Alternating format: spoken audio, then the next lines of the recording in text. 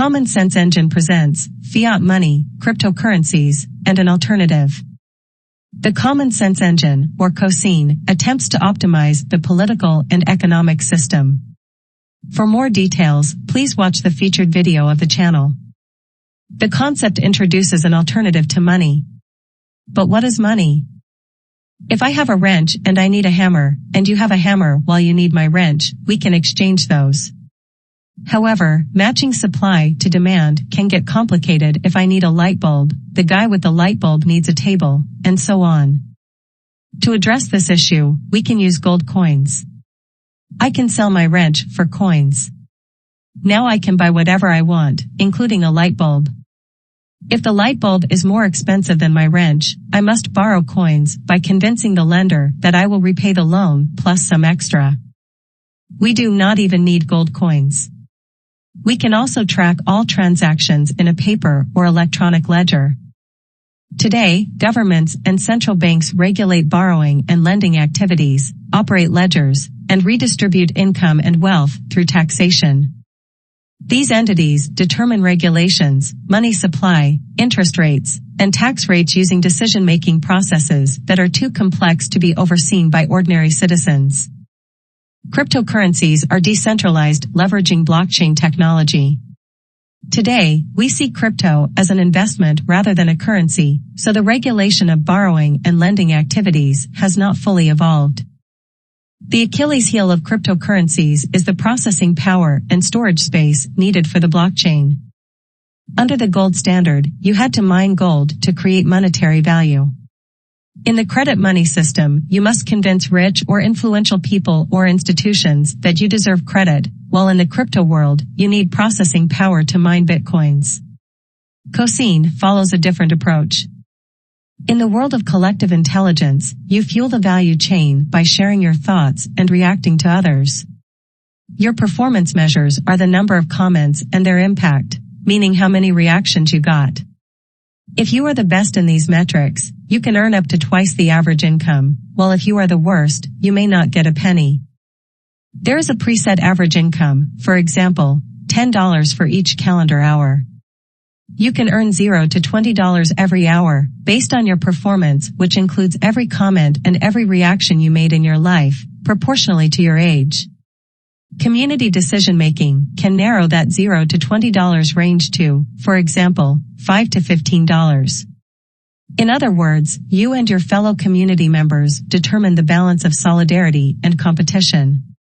The money supply is continuous and depends only on the number of people. For example, if there are 20 people, CoSEEN issues 20 times 10 equals $200 every hour. Some may get $8 or $14, but CoSEEN dedicates every cent to a specific person. This system is very different from central banks and governments manipulating the money supply to implement monetary and fiscal policies. And it is different from the arbitrarily limited 21 million mineable bitcoins. Here comes the little bit morbid part. In CoSEEN, when you die, your money dies with you. The only exception is money that you have already spent.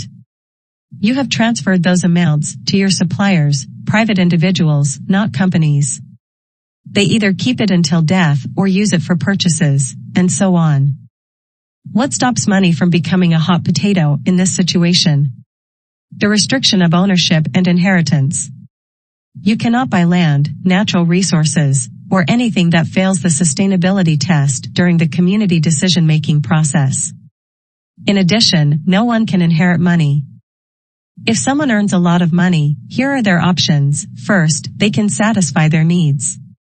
Second, they can help others in need, but not with money or real property. Third, they can invest in projects that pass the sustainability test. And finally, they can let their savings die with them.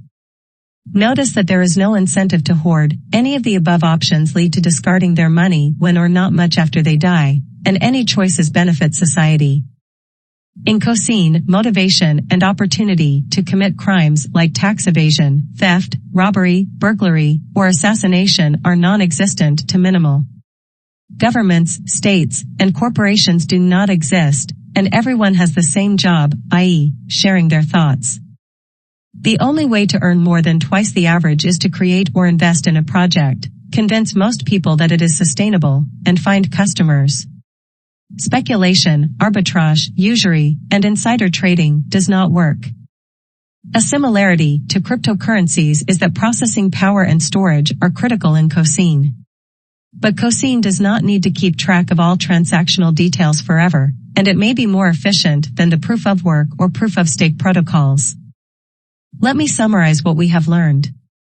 In Cosine, simple rules drive the money flow, an ongoing democratic decision-making process sets the parameters, and a self-correcting system replaces fiscal and monetary policies.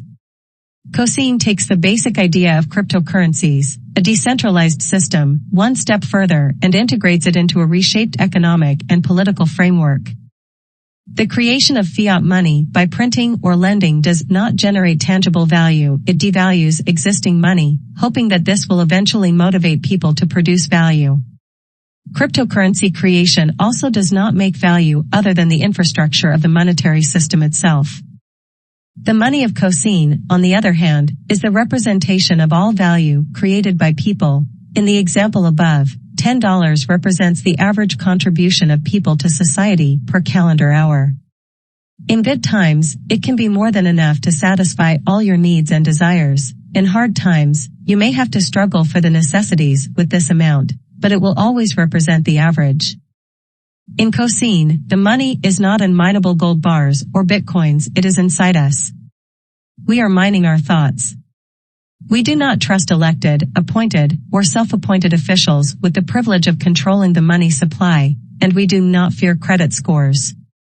Instead, we trust ourselves and become part of the collective intelligence to build a livable world. Is it the reality of the near future, a nice dream, or a nightmare? What do you think?